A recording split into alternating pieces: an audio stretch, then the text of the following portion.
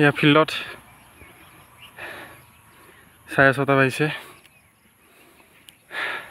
হাই hi hello' খুব ভাল লাগিছে আহি পেলাই আমাৰ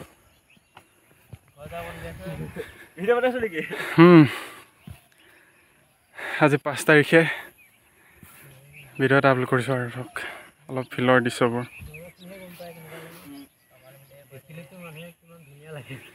দেখিলে লাইন লাইনকৈ ভাল লাগে ন। আজি কৰ্ণম বহুত গৰম লাগিছে, চোলা খুলিবলগীয়া হৈ গৈছে। ফুলপাক দিলে বাৰু ইয়াত থকা ছবিও